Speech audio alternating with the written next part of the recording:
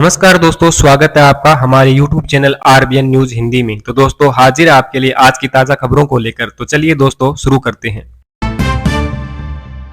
सरकारी डॉक्टर को विधानसभा चुनाव लड़ने की परमिशन मिली। राजस्थान हाईकोर्ट ने कहा चुनाव हार जाओ तो ड्यूटी पर फिर से आ सकते हो। जी हां दोस्तों, राजस्थान हाईकोर्ट ने एक सरकारी डॉक्टर को चुनाव लड़ने की परमिशन दी है। समाचार एजेंसी PTI के मुताबिक कोर्ट ने कहा चुनाव हार जाओ तो फिर से ड्यूटी ज्वाइन कर सकते हैं।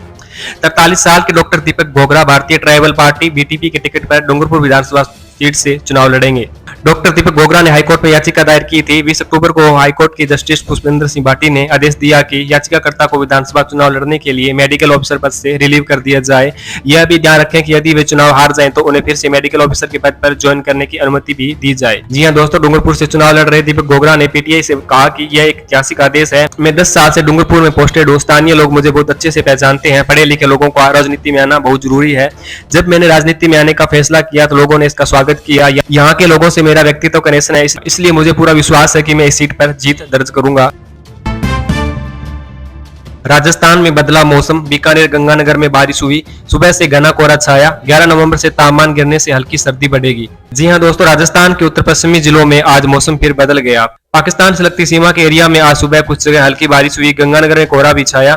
वेस्टर्न डिस्टर्बेंस के असर से मौसम में आए इस बदलाव का असर कल भी राज्य के कुछ हिस्सों में देखने को मिल सकता है। 11 नवंबर से प्रदेश में मौसम फिर साफ होगा। तापमान गिरने से हल्की सर्दी बढ़ेगी। राज्य में आज सुबह बीकानेर से लगते बॉर्डर एरिया और गंगानगर के बज्जू रावला एरिया में हल्की बारिश हुई। यहाँ सुबह से बादल छाए हुए हैं। बीकानेर, चूरू, जोधपुर, पाली बेल्ट में भी आज सुबह से मौसम बदला हुआ है। यहाँ बादल छाए हुए हैं। गंगानगर के कुछ इलाकों में आज सुबह से घना कोहरा भी रहा है। कोहरा ज्यादातर ग्रामीण इलाकों में रहा है, जिसके कारण विजिबिलिटी भी कम रही। मौसम विशेषज्ञों का कहना है कि वर्तमान में उत्तर भारत में जो वेस्टर्न डिस्टर्बेंस एक्टिव हुआ है उससे पहाड़ी राज्यों में हल्की बर्फबारी होगी। ये सिस्टम दीपावली बाद उत्तर भारत से आगे निकल जाएगा, जिसके बाद उत्तर से हल्की सर्द हवा हरियाणा, पंजाब, राजस्थान, दिल्ली और पश्चिमी उत्तर प्रदेश में आनी शुरू होगी। इससे इन जगहों पर रात के तापमान में गिरावट होगी। मोदी बोले डूब मरो कांग्रेस वालों। मंत्री महिला अपराधों पर राजस्थान को मर्दों का प्रदेश बताते हैं। जनता को लूटने वाले मगरमच्छों को नहीं छोड़ेंगे। जी हां दोस्तों, प्रधानमंत्री नरेंद्र मोदी राजस्थान विधानसभा चुनावों की आचार संहिता लागू होने के बाद पहली सभा को संबोधित कर रहे हैं। कृषि मंडी में हो रही सभा में मोदी ने कहा कि कांग्रेस की सरकार में राजस्थान के लोगों के साथ मानवता को शर्मसार करने वाली वारदातें हो रही है। उदयपुर में कन्हैयालाल के साथ आतंकी घटना राजस्थान सरकार पर बहुत बड़ा दाग है। ये घटना इसलिए हुई क्योंकि यहाँ आतंकियों के साथ सहानुभूति रखने वाली कांग्रेस की सरकार है। मोदी ने कहा कि आतंकियों की हमदर्द कांग्रेस राजस्थान को तबाह करके मानेगी। इन्होंने रामनवमी और कावड़ यात्रा पर प्रतिबंध लगाया और आतंकी संगठन PFI की रैली निकलने दी।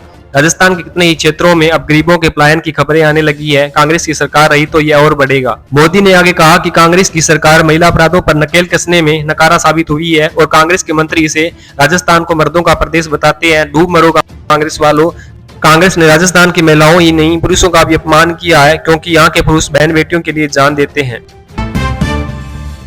अवैध पटाखों की बिक्री पर पुलिस ने की कार्रवाई। 60 लाख से अधिक के पटाखे जब्त। जी हां दोस्तों, दीपावली से पहले अवैध पटाखों की बिक्री को रोकने के लिए और किसी अनहोनी से बचने के लिए राजस्थान पुलिस पूरी तरह से एक्टिव नजर आ रही है।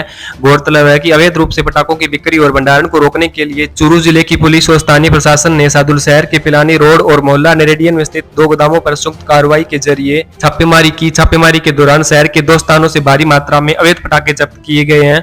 पुलिस के अनुसार गत दिनों से शहर में अवैध रूप से पटाखों की बिक्री और भंडारण की सूचना मिल रही थी।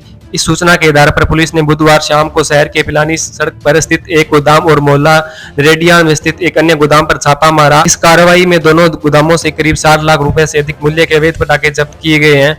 पुलिस ने इस मामले में गोदाम मालिकों सुशील कुमार शुक्ला और पवन गोयल के खिलाफ मामला दर्ज किया है। इन दोनों के खिलाफ विस्फोटक पदार्थ अधिनियम की धाराओं के तहत कार्रवाई की जाएगी। स्थानीय उपखंड अधिकारी दीपांशु सागवान ने बताया कि बिना लाइसेंस के पटाखों की बिक्री करना भी एक अपराध है। उन्होंने लोगों से अपील की है कि वे केवल लाइसेंस धारकों से ही पटाखे खरीदें, अन्यथा कार्रवाई की जाएगी।